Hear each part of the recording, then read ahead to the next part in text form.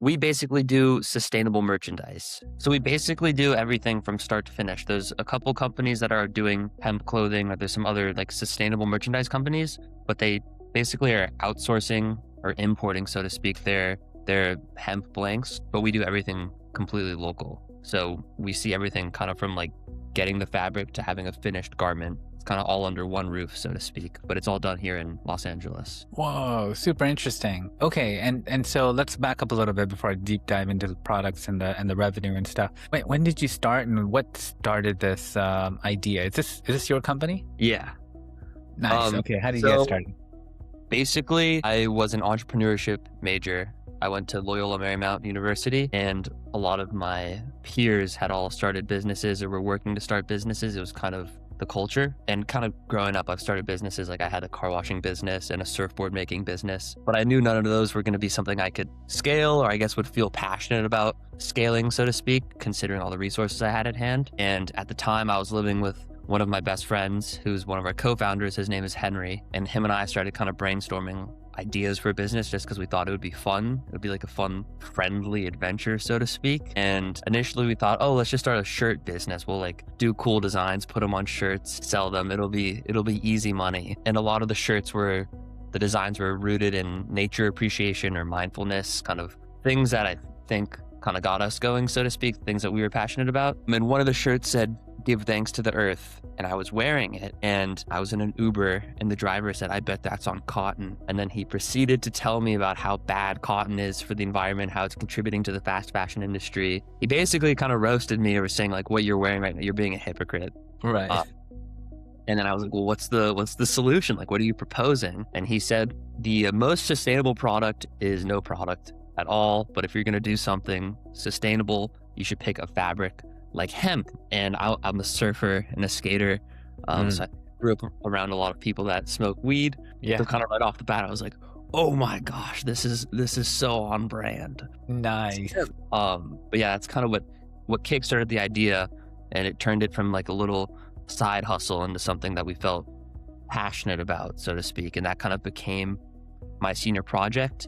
We went through an incubator course at LMU, and kind of let me into the real world with like a foundation for a business that I've been kind of working on with goals ever since. Okay, that's phenomenal. Okay, so I want to take it right to the Uber ride ends, right? And you're like, this great idea. Shout out to that Uber person, by the way. He probably own one. And then so you run to your next incubator at senior year, and then you just tell the professor like, oh, I have a great idea, I'm going to do this, and that's how it works. And then you build business plans around that model? Basically, it was like there's this incubator course for people who already had businesses, and we were kind of thinking like, we have to get into this. They're going to connect us to all the different resources and mentors and people that we need to take this to the next level. So we kind of quickly like got some prototypes together, started selling the hemp shirts with our original designs. Where did you get the prototypes?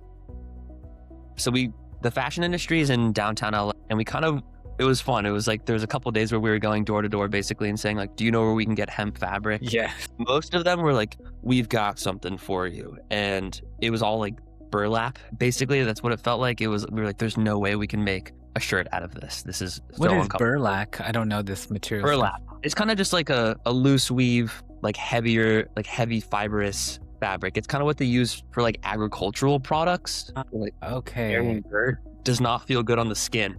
Yes, I'm thinking of like one of those really heavy like potato bags. You put like potatoes in them. Okay, like potato sack. Okay. But then we eventually got pointed in the direction of a company called Hemp Traders, and they happened to sew or kind of fabricate different weaves, so to speak. So like t-shirts are made out of jersey knit, like tote bags are made out of canvases, but they had jersey. So we were like, oh, we can make shirts out of this. Then we started knocking doors and saying like, do you guys know how to sew? And we eventually found a guy who had a sewing machine, who's made shirts before. He made us about 100 t-shirts. And then at our school farmers market, I think it was like 2 or 3 weeks prior to us trying to get into the incubator, we sold a bunch of shirts. So then when we went to the professor kind of hosting the incubator, he was like, the class is all filled up, like we can't take you. And then we were like, but look around, like they're wearing our shirts, like we just started this business, you gotta let us in. And he let us in, and I guess that's kind of what That's amazing. Wow, that's so cool. So you guys went downtown LA. I'm familiar with it. And you basically sourced your own material. You found somebody who can build you 100 t-shirts relatively quickly. And then you sold them where, on campus? Yeah, on campus. On campus. So people are walking around with your products on now. You have product market fit. It's like obvious to the professor. And that's your ticket to get into this incubator. Yeah. Heck yeah. We definitely had some of our friends wearing the shirts around him, but we made it look like we had a hot. Of course. Very clever marketing. Yes. It's like that Uber thing, right? Where the dude walks out and there's no taxis available because he paid them all off. Yeah. And then he's like, the only thing we can do is catch an Uber. So he invested in Uber at that point. Yeah. Very clever move. Okay. So professor's convinced. You're in the incubator. Now what? How long is this incubator and what do you have to do? It was just a semester long, but basically the format of the incubator was kind of like make a 6-month plan, a 1-year plan, a 3-year plan, 5-year plan. And like, we're going to try our best to kind of get you there. So it was 3 hours a week. A little bit. It was kind of like it was nice because you would be around other people that had their businesses. So you could kind of like, every week you'd kind of say like, oh, this is the progress we made. This is what we're looking to do next week. And then everyone would kind of work together. Okay, that's good. I like the reason I said it was boring is because like when you tell a senior in college like build your 5-year plan, it's like you don't even know what's happening next week. You know, you can't like plan that out. Okay, like yes, we all want to become like a billionaire entrepreneur. Sure, that's very challenging to do in a 6-month incubator. But I like what you said about we're gonna do this 1 week at a time. So immediately it's like, what do you want to get done by Friday? Okay. Yeah. Now work your timeline back. What are you supposed to do on Monday? What are you supposed to do on Tuesday? Are you meeting your goal? And then make it very, very tactical like that. Then it keeps everything just driving because you're reacting to the situation changing, whether instead of predicting where something will be in 6 months and trying to like work towards that. Yeah. And it's like bite-sized goals. It's like achievable because it's like you could sit there and be like, we're going to make $1 million by the end of the year. Yeah. Yeah. So is everybody else. Yeah. It's the people that get out and start doing things that are going to get there, right? If you just sit there and talk about it, a lot of people, they're just not going to get anywhere. Yeah. So what did you guys do? Okay. So you have this like week-long tactical plan. Yeah. And it was basically just like at the end of, it was like the first half of the class would be you talk about what you've done. You kind of talk to your peers. You get like a little work session going. Then the second half, they would bring in a guest speaker. So it'd be someone who's talking about like copyright law. They had the founder of Xerox come in and kind of like talk to us. So that was so boring. Yeah, it was cool. It was like, in theory, we were like, we need it. That's what I was kind of going to say. It was like the whole entrepreneurship major, kind of by the end of it, I was like, oh, the main thing I learned was like, just go do it. Yes, like, please. Yeah. Okay. Did you get that from your major? Like, did you get that out of school? Like the idea of just go do it? Not directly. I think it was kind of even like that. I was gonna give him at least some credit. Like, yeah. Okay, at least he got the nugget out of the whole thing. I think I saw other people because there was some other successes that came out of the incubator program. Like the one that's coming most to mind is Liquid IV. It's kind of like the electrolyte packets. Nice. But like we'd heard our professor say like they weren't coming to class because they were having meetings, they were making sales. So I think subliminally it was kind of like you can only get so much out of the class. Like you kind of just got to out. That's very interesting. You're telling me this, and I'm just giggling because it's so counterproductive for a professor to be up there going, build a 5-year plan, talk about copyright laws, talk to the CEO. Like you need to get down to the tactical level of saying, these are 5 shirts. Okay. I need you to come up with 2 strategies to go sell them. Person 1, go to that side of the campus. Person 2, go downtown, right? And then test these markets out. One person's going to try like knocking on doors. One person's going to stand at the street light with discount signs. And then you come back and then you jot down what you learned from each one of those exposures. And then you adjust and then you do it again the next day. And the next day is going to be a little bit better. And then, that's how you kind of learn, I think, at least in a startup mode, where you just have to go do like you're saying. But anyway, I don't want to derail your story. This is so interesting. No, okay, but yeah, so what happens there? What you're saying though, it's like, I think that's a lot of it. It's like, I think the entrepreneurs that make it are the ones that are okay with all the failures. It's like so much trial and error. And then it's just kind of like the ability to like not get discouraged and keep going. Yes. So it's like, we've definitely, like none of us have any experience with the fashion industry, but I think, I don't know, it's kind of cheesy to say, but like drive trumps skill. It's like we just kind of kept going, and it was like we were the block and just like we have to adapt. But I think that's what we learned from the incubator program indirectly. Gotcha. Yeah. Okay. So incubator's over. And so at what point did you realize, like after the Uber drive, what point did you realize that this was definitely going to be your store? Like after you sold 100 t-shirts, at what point did you say like, we are committed, this is what we're going to do for the next X amount of years? I think for me personally, this might be a little like, there's a podcast called How I Built This with Guy Raz, and he basically interviews other entrepreneurs and you learn about their stories. He eventually wrote a book about it. I read the book, and one of the takeaways from that was it was saying like starting a business is like jumping off a cliff and building an airplane on the way down. So I think I took that kind of literally because like a lot of my peers on top of being in the incubator program were trying to get internships or were trying to get jobs. And I think I sort of rejected all that because I was like, this is what I'm going to do. I'm not going to give myself any other options, which is reckless. But I also think it was helpful for me because it was like, I have no other options. Like I have to, I don't really want the safety net. So I think I kind of knew that was the plan probably early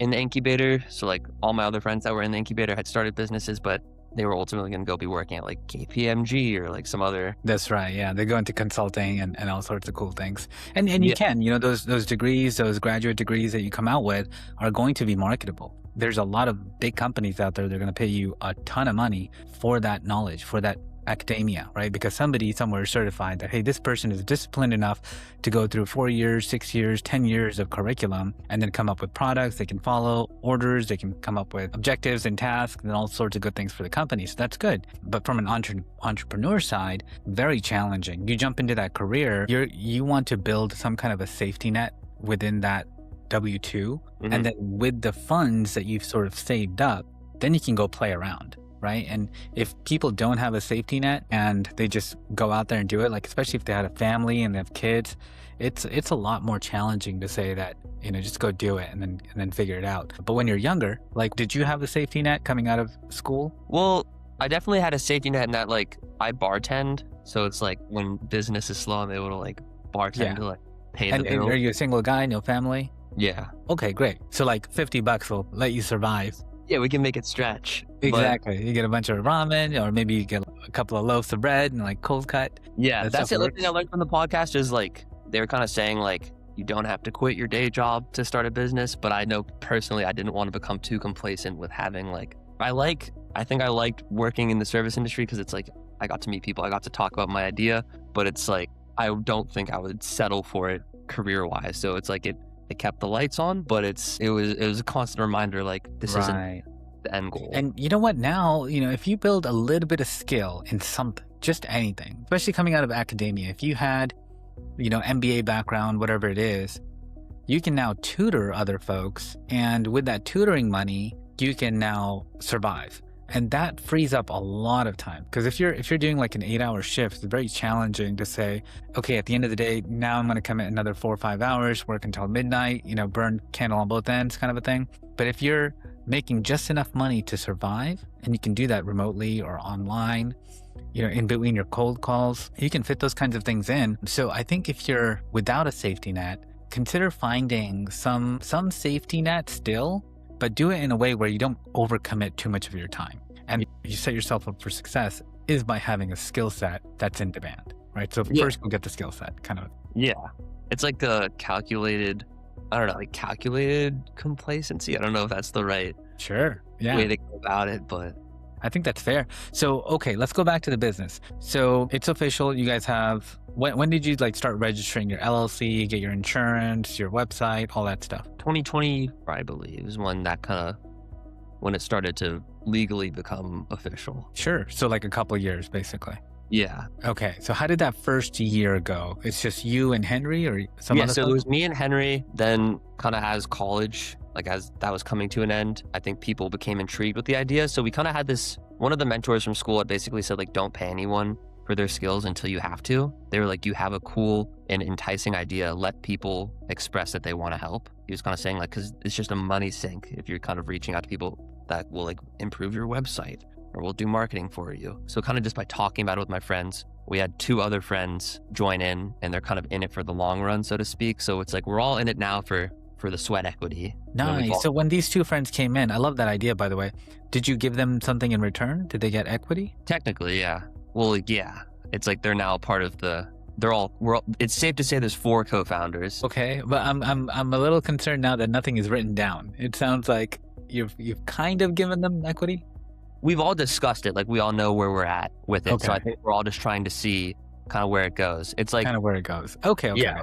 Okay. That's really good. I don't mean to cut you off, but I thought that was clever, what you said earlier, where we're not going to pay somebody to do the work, because then it just becomes like this one-on-one transaction. It's like, hey, I paid you $500. I expect this in return. And you didn't deliver. Now there's friction there.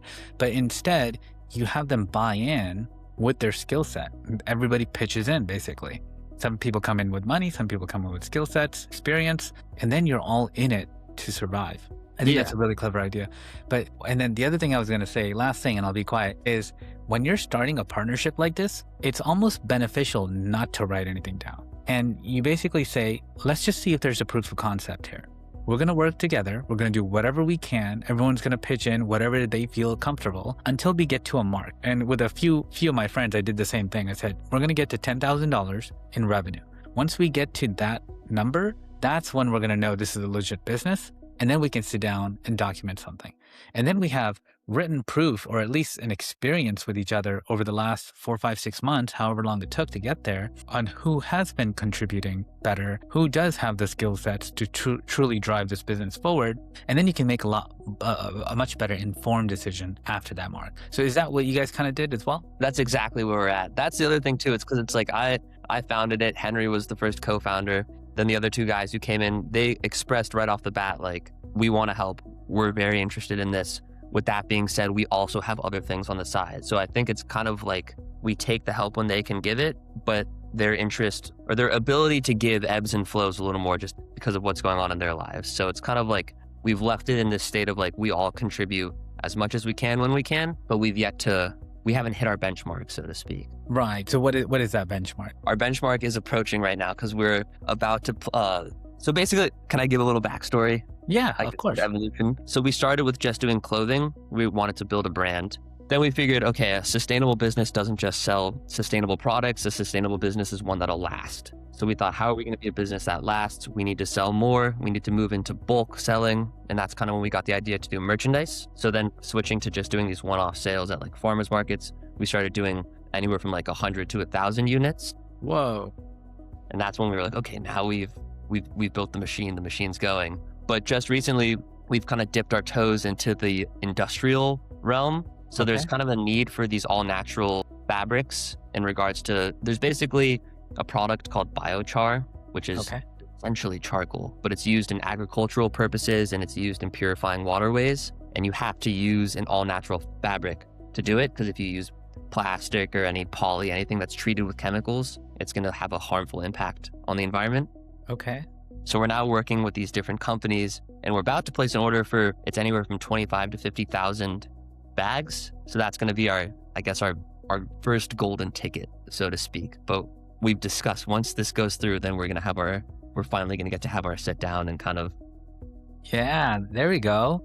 Well, now we're getting somewhere. Okay, so you're saying the threshold is you executing on this purchase order for potentially 50,000 bags of what, charcoal? It's just the bag. Yeah, so it's like we're selling the bags to a biochar company. Biochar company has contracts from different states to deploy these bags into different waterways. But this would be our first, because we've had many deals that are falling like the 100 to 1,000. What does the bag do exactly? What is this bag? It's like a filtering device? The bag allows water to pass through. So basically it's purifying whatever passes through. Okay, charcoal stays in the bag, water goes through, filters. And you're selling just the bag. Just the bag. And you have a source already where you're about to place an order, 50,000 potentially. Yes. And then do you have the buyer lined up already? Yeah. So we're kind of in the early sample stage. It's like typically when we're doing our merchandising deals where we're kind of doing like branded t-shirts or tote bags or things, it's kind of like we'll do a digital sample, then we'll do a couple physical samples, and then we just move to production. But when it has to do with this many units, there's multiple rounds. So it'll be like one sample, 25 to 50 samples, 1,000 samples, and then you go to like. Okay, so this business that you've been bringing up on stages, one sample, 25, 50, 100, whatever it is now getting ready to say, hey, I trust you guys. to deliver on potentially 50,000. And then you, Billy, and Henry are just waiting on that PO to come in. So then you can execute your own PO, not before, to buy the 50,000 bags and then deliver it on time. Yeah. Nice. Okay. So how close are we to this deal exactly? I think we're within the month. We should be able to move on the big, like the full production run. Nice. Okay. Is that company? You don't have to give us names or anything, but are they within the States? Is it like a manufacturer here? Yeah. And are you sourcing it within the States as well? Your material? Yeah. Wow. That's quite a margin then. So the producer and the manufacturer is within the same country. Interesting. Yeah. So that's part of the appeal to the locality of everything is it's like we have full control over the product because we're a little more hands-on, so to speak, in regards to the design process. But then also with this given circumstance, part of their funding is coming from different grants. And I think the appeal is that it's all local, like it's benefiting. Okay. Yeah. Grants is the magic word that defines the margin there. Because I'm like, how are you making money off of this? It's almost impossible. The government is paying. Thank you very much. Cool as that. Okay, that's great. Do you benefit from grants? Are you in that category? We haven't explored it yet. We haven't utilized grants for our own funding. I don't see why not. I mean, the other company qualifies. They're doing sustainable, throw in all the keywords. You should do the same thing. Yeah. It's been on our plate. We just haven't really looked into it. I wonder if you can buy things off of a grant and then sell them to somebody else having a grant. Of course you can. I don't see why you wouldn't be able to. I don't see why not either. Yeah. Yeah. You should definitely look into that. I appreciate the brainstorming that's coming. Yeah. No, that's very interesting to me. Okay. So that's that. So if this goes through, you would have one hell of a proof of concept to then redo it again and again and again. Yeah. Because that company's going to like you. They're going to put in orders. Maybe you try to negotiate a long-term contract. Yeah. That's in the works as well. Beautiful. Yeah. Nice. And then off of that referral, you could then tie into other. How do you market right now? What is your marketing strategy? We've dipped into a lot of different marketing. We kind of have, so HempAware was the company that you initially thought. Yes. Conversing with, but the guy who started that's kind of a friend. So he's helped us with SEO. We've done a bunch of cold email and cold calling. Like we've done like letters, basically like a letter campaign. Okay. But a lot of it has been through word of mouth, which is kind of interesting. But in the How I Built This book, I guess Mark Zuckerberg gets quoted. He's saying like the best marketing is a referral from a good friend. I believe it. Yeah. Because then it doesn't even sound like marketing. You're just basically saying like, if Henry came up to you and was like, hey, just watch this really cool show on Netflix. It's about whatever. You should probably go watch it. You're just going to go watch it, Yeah. And even though Henry just made a commission off of that, you weren't thinking it's a sale because you trust him already. That's the best way to do it for sure.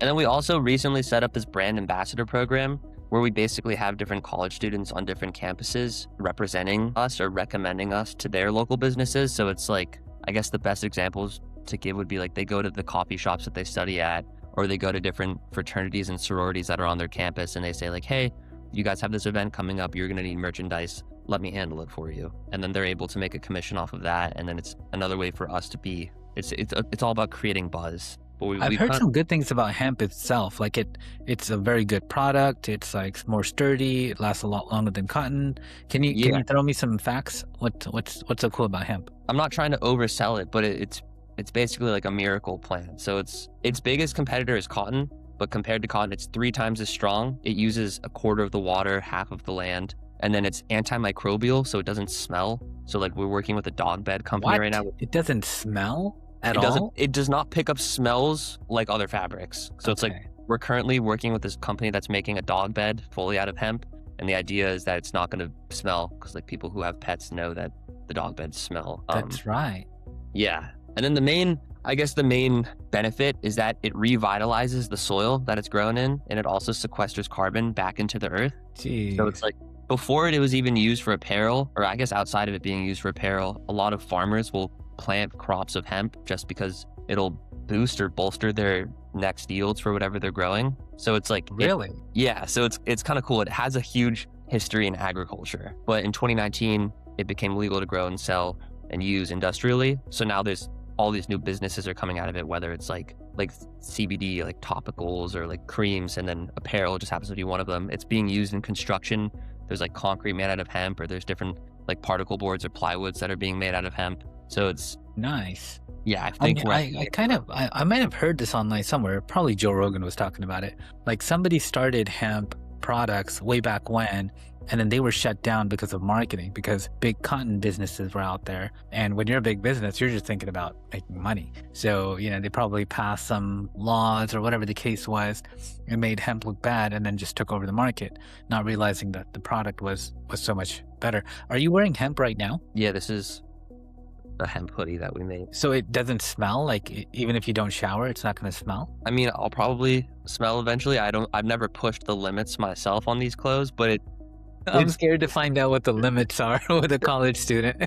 it's true though. It's like, I don't know, like at the end of one of the tests that I did during the incubator, which was kind of fun, I guess, but it was a great pitch, was like I rock climb. I used to wear this one shirt every time I went rock climbing. Yeah. And I like never washed it. That wasn't part of the pitch, but like I never washed it just because it was fun. But when I was like pitching, we had to practice our pitches. I would say like, when you rock climb, clothes tear all the time. That's actually how Patagonia was founded. He wanted to create pants. Yvon Chouinard wanted to create pants that wouldn't tear.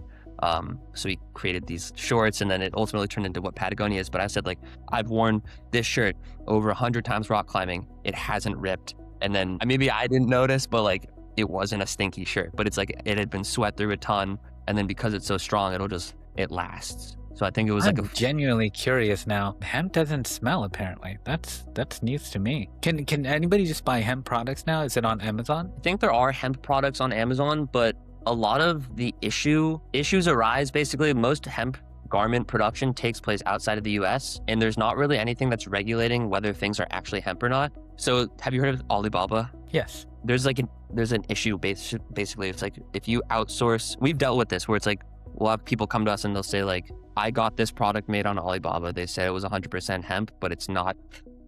Right. Okay. Yeah. And that's more of like an international Amazon, right? Alibaba. Like people can source things out of China, Taiwan, Hong Kong, like all over the place. And then it's relatively cheaper, but they'll have like some kind of a minimum quantity you have to buy. Yeah. And that's how they justify the price. And then it'll take a month basically to get here on average. And then you upsell it and sell, those types of things. But then there is that risk of who are you speaking with on the other end? Are you going to fly there? I think it's probably wise to go speak in person. Yeah. Okay. So you heard about things. Yeah. That's been an issue where there's hemp tags are getting thrown on garments that aren't. Because it can come up like this, can look like it's 100% cotton. Sure. I mean, I wouldn't know. Yeah. I wouldn't know. Can you do anything with hemp, like in terms of like embroidery, colors, dyeing? Yeah. So our pitch, I guess, has been like on top of everything is when hemp grows, it doesn't need any herbicides or pesticides. So like the next best sustainable fabric is bamboo, but that still takes chemicals to treat, and then it just kind of goes down and down. So it's like, this is like an unbleached hemp shirt. So it's like a lot of like the cotton shirts that you have are going to be like white. Yes. So it's like we're trying to do the minimal impact. So hemp has that color, and you're wearing kind of like what I would say beige or tan color. It's like an off-white, and it can range too, depending on. But most of it's like this natural kind of brownish. Right. It does look natural. And but then if you wanted to, you could dye it, right? Yeah, and then it holds dyes really well. And then we've tried to only use sustainable dyes, I guess you'd call it. Okay. Like we try to do everything that has like the most... Like blueberries? We've experimented with like turmeric or like charcoal dyeing.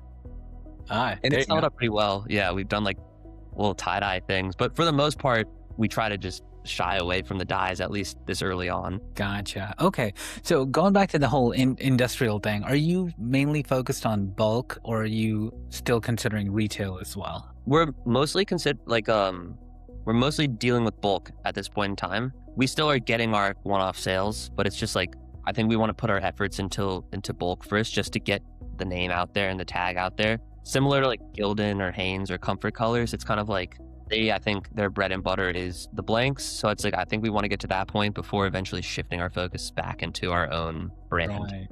Okay. So is this fair to say that this is one of the larger deals, first major deal that you're about to do, hopefully in the next month? Yeah, this will be like our first life-changing right deal. Nice. Like the other ones have been like watered definitely. But You started about 2 years ago, right? 25 is what you said?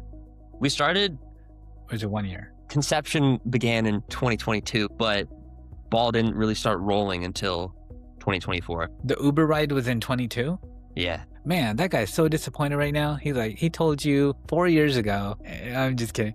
But okay, so you officially started about like last year, right? That's when like things got serious? Yeah. I think everything up until about last year before was just building the foundation for it. Okay. And so if you had to go back, like a couple of years, let's say, what are some things you'd do differently to speed up that timeline? I think, well, there's just a lot of like hiccups that we ran into, so to speak. So I feel like I would just avoid those. It's like, we're on our like third website right now, which is just silly. It's like we would build a website and then be like, oh, we should have done it on Shopify instead of Wix. It's just like little things like that, I think, would have saved time. And But then like you have 4 people, right? The 4 equity holders, essentially. Who's like the website dude? Who's the tech genius? We've said that we all of us wear all the hats. So it's like, it's like I'll build, I guess, the bones for the website, and then I'm not the most artistic of the group, so then we'll have like our design guy come in and like make it pretty, and it's like then we'll have like my friend Henry, he's like super locked into like the stats, so to speak, so then he'll come in and he'll kind of be like, we need to be processing this. Classic. Oh my gosh, this is use case of, so I'll give you a quick little tidbit here. Is when you have like different people show up and they want to team up together, it's important to bring a skill set that nobody else possesses, right? That's what your contribution is to the team. Like if 4 people bring in the same skill set, they can all do it kind of, sort of in their own way, then there really is no subject matter expert there. Mm-hmm. And so everybody is disposable. And then what's worse is nobody is responsible in that case. And ultimately nobody is accountable, which means if nobody does it, hey, you could have done it. Why didn't you do it? Yeah. And then it's like all this finger pointing. So, I would caution against just bringing in somebody if they don't have like a skill that you just don't have. Like if somebody else showed up and said, hey, I'm a master at programming and I can build AI automations, workflows, N8N, to N, like all of that from beginning to end. And, here are all my credentials of how good I am. I've done this for all these people. Then it's like, okay, well, you're the expert because the other 3 don't know. And then maybe there's one person who's like the fabric genius because, their parents were in fashion or whatever, and they have like all these understandings of different materials and what goes well with what. And then so they're the subject matter expert for fabric. And then now you have the tech guy and the fabric guy working together, and everybody knows their lane and everybody knows who's responsible for what. And then you avoid, little delays and misunderstandings as well. Yeah. Well, I think I hear what you're saying completely. I think we have just this weird funnel where it's like we all put forth our skill set on a project, and what comes out at the end has been touched by all of us, for the lack of a better term. So it's like I can't make things pretty, but like Milo, he's kind of our artist. He can make things pretty. So it's like we'll build everything, then he'll say like it's too wordy, or it's like we got to put color on it. So it's kind of like we just have this little pipeline that happens with like things like that, I would say. Okay. Well, good. I mean, hopefully when this deal comes through, it doesn't matter what I say or what anybody listening thinks. Ultimately, if you can generate revenue, it's working. Right? Yeah. Other folks may have taken a more straight line, and some people, they just have an idea right now, listening to this going, oh, I bet I could do it better, but they're just listening to it, right? So like, I would say for them, catch up, because Billy's about to close a deal this month, hopefully. That's going to be potentially life-changing, like you said. Yeah. And then what's next? What happens after that deal closes? Best case scenario. Yeah, so after the deal closes, then we'll kind of have capital to play with, so to speak. We're completely self-funded up to this point. So it's like we've kind of talked about like bolstering our inventory, and then we're going to have a little more money to basically put towards marketing like purposes, so to speak. So it's like it's been fun doing the small orders here and there, but I think we want to catch some more big fish, and we'll be able to kind of have more money to throw towards developing products or approaches or pitches to doing that. So definitely. The goal is to keep the ball rolling. Let's go. And let's end it there. I think that's phenomenal. What you're doing is awesome. Other folks may have taken different lines for sure. And I don't know what the competitive market looks like out there, but it looks like you stumbled onto something amazing. And especially if you close this deal, man, you're going places. That's going to be awesome. So where can people find you? How can they get in touch? So our website is jacarandahemp.com. We'll put that in. JACA. Yeah, you can put it in, I guess. And then our Instagram is Jacaranda Hemp Clothing. And that's where Awesome. that's where. Got it. We'll take care of that. Well, thanks very much, Billy. I appreciate it. Yeah, I appreciate it. It was nice chatting with you. You as well.